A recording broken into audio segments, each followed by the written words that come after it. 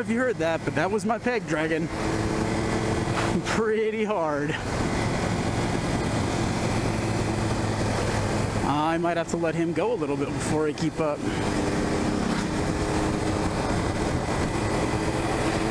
And of course we're behind a car, so we're gonna have to slow down. Anyway, greetings programs.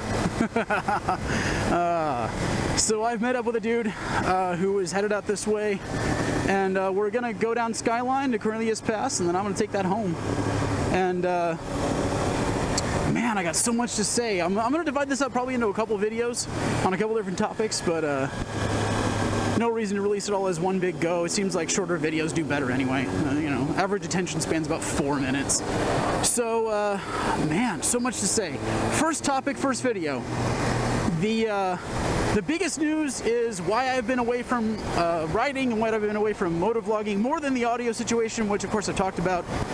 The big thing that I've been catching up on, and the big thing that has been taking all my attention, is actually the fact that we moved.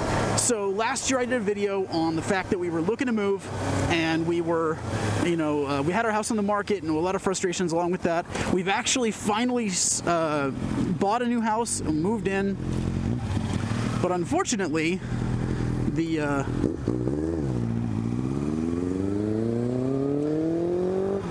go ahead.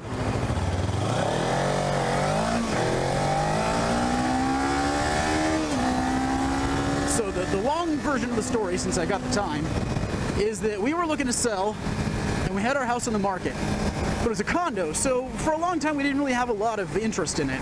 And you know, there's only so many people who are interested in buying a condo. So we finally got a nibble around December, and our realtor was like, hey, I think this could be it. I think this could be it. And we were like, okay, well, what do we do? And she's like, well, you better start looking for a place to buy. So immediately, my wife starts going and looking at places. Well, I've got a couple things that I got to do. And then I start looking at places when she's got things to do. So we're not keeping up with each other. Well, we had a place that looked good. It was kind of really at the extreme high end of our price range, but it was like, man, if we don't snap it up, it's going to be gone. Well, maybe we better go ahead and make the offer. We made the offer, and they got another offer in before we could actually like close the deal. We made an offer that was very reasonable. It was full asking price, and someone else made an offer that was like actually a couple $1,000s worse, but it wasn't contingent on the sale of another home, and ours was. So they went for the sure thing over ours, which wouldn't have been a problem. Like we didn't actually end up needing to. We wouldn't have backed out on the purchase. So we got tied up in all that stuff and got very frustrated. What's up? Spend more time looking at me than she did the road. Must have liked the look. Man.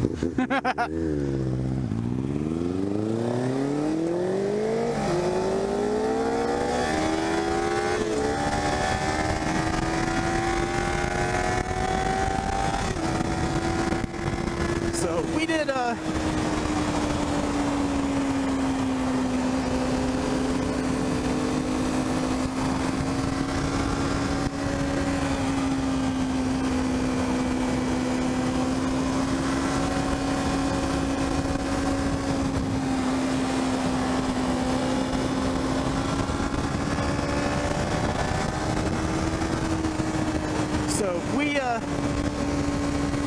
we lost out on that offer.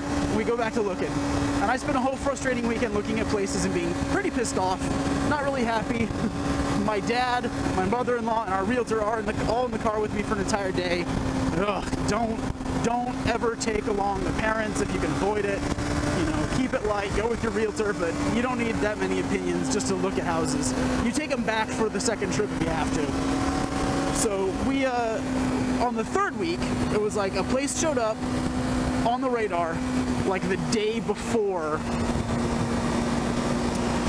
we go out to look, and we're like, well, let's look at that first. It looks real good. And we got out to look at it first, and it was like, this is amazing. This is a really good home for us. It's got the right number of bedrooms. It's in really good condition. And yeah, I think this might be the one. But let's look at the other places just in case. You got to be sure. You want to see what else there is. And man, it was like the rest of the day was just wasted. It was like, oh god, driving around, looking at places that are no good, places that have, bad neighborhoods or too much repair work or all this other stuff. It was just like, no. I don't want to have an HOA that I have to be dealing with every week or every month or even every year. I'd rather not have an HOA at all. And that's a rare thing nowadays. I don't know if you know this, but in Oregon, you actually are required to have a homeowners association if your development was built after 1996. I think that's the year, maybe 1998, but whatever year it was, maybe it was 98, but ours was built in 96. So we're actually just older than the cutoff. So we put in an offer, and they actually didn't accept it during that weekend because they had an open house and they were trying to get a bidding war going. And then once they didn't get any other interest, they started nickel and diming us over all the repairs. It's like, but this shit is broken. This stuff needs to be taken care of. Your crawl space has got stuff in it. That needs to come out. You got a dishwasher that leaks. That that has to be repaired. So they hemmed and hawed, and finally we managed to make terms over all that. Well, in the time that that's all happening, we're trying to close in on the sale of our own place and fixing all the shit that that our buyer wants to have done before they'll buy from us. That's no problem. We have no problem fixing that stuff. We were like, shit, we're just fucking happy that you actually want to buy it. Ooh, okay.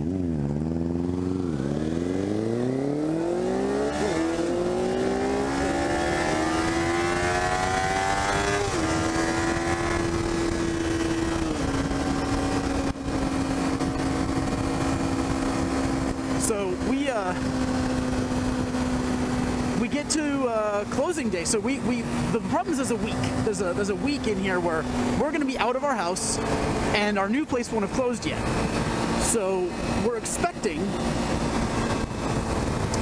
to be stuck out of a house. So we're making arrangements with my parents that we're going to stay with them for a week. They have a mother-in-law's apartment over their garage that we can fit into. No problem. That sounds like that'll solve the issue. Well, we go ahead and get everything gutted and cleaned, and we're all ready to go. And we move into my parents' place. Fantastic. And we find out the following Monday, we've handed over keys. We're out. We're done. We think that the sale is closed. Our buyer gets to the table with her lender and the realtor to close the deal. And she gets told that our condo complex has too many units owned by the same person, and their lending institution won't lend if there's 10% or more owned, or more than 10%, I guess, owned by the same person. So they nixed the whole deal on the day of closing because of their technical bullshit that they had 3 weeks to notice before that point, and they didn't do a damn thing about it. Fucking disappointing as hell. So she goes back to the drawing board. She's trying to get a new lender.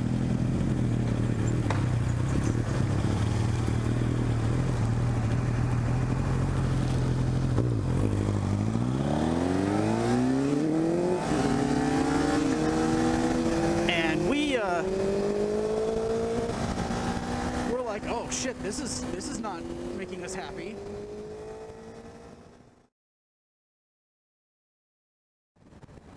So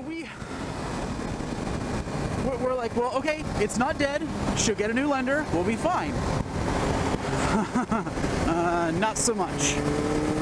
She does get a new lender, but they won't use the appraisal used the first time around. The appraisal came back the first time just fine. But because of the way that they structure this stuff, like, you have to be on their approved list of appraisers in order for them to use your appraisal. Well, the new institution, the new lender, won't use the original appraisal, and they make her reappraise. And the new guy, my realtor tells me, is a complete asshole who, like, he takes he gets a bad taste in his mouth about her right away. And she did not get along well with him, and so he ends up undervaluing our condo by $15,000 goddamn dollars. And now our sale falls apart. Because the new offer, she's like, well, if that's the value, then I'm going to make you an offer at that value. And we're like, no, we're not selling to you for that little.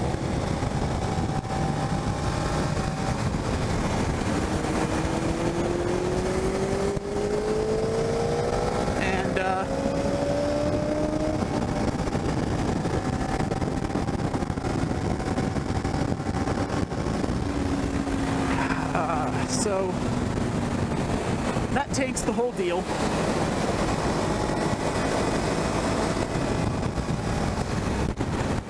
And we decide, you know what, back to the drawing board. Better not to even try and sell, because we would be underwater and we would have a debt left on a house when we're trying to pay a new mortgage.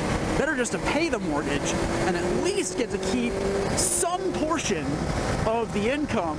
Like there's a little equity that comes in. At least where, you know, the principal that we pay on that every month is kind of come back to us. So it's not 100% of the value, but it's better than nothing. So...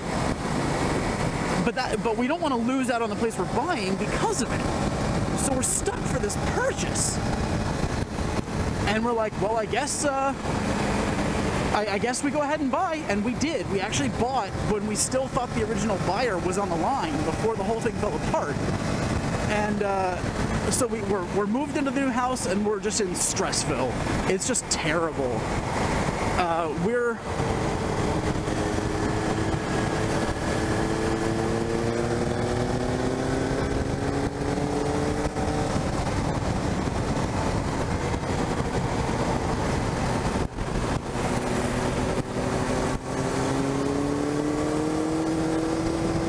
Freaking out, but we're trying to keep it together. We're working on projects in the new place.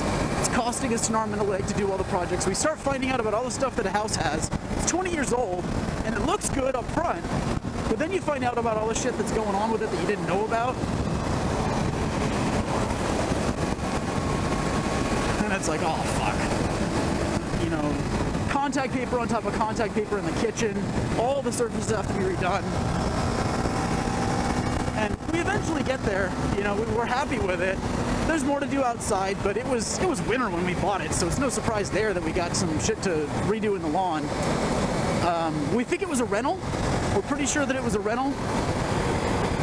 And so there's a lot of stuff that wasn't kept up because of that, or had to be replaced last second because of that. So just the general condition that things were in, and the fact that there was no washer and dryer in there at all, kind of gives us the impression that it was a rental property.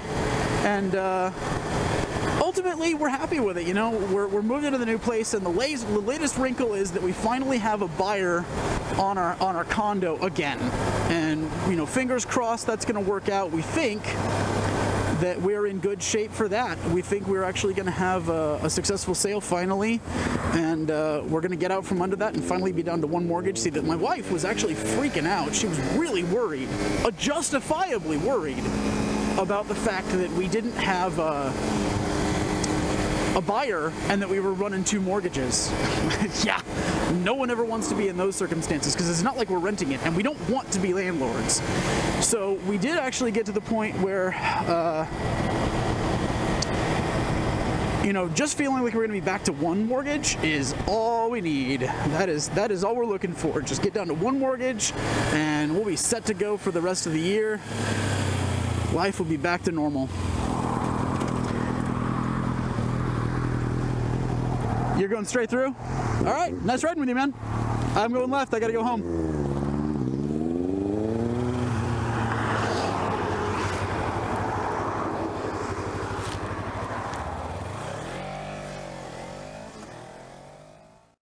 So that's the deal. We moved. Stressful, but worth it. Moved into the new place, very happy.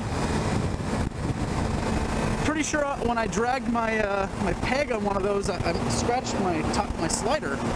Woo! I'll slow down. You got it. I'm slowing down. I'm slowing down. Settle down. So I have other stuff I was going to talk about. I thought that would be a short topic. I didn't realize it'd take that long. Also, he rode like a bat out of hell. So fun as that was, it ate up the time. It ate up the ride real quick.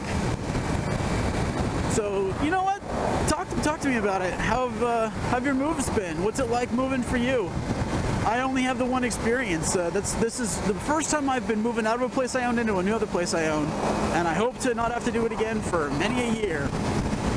But talk to me about it.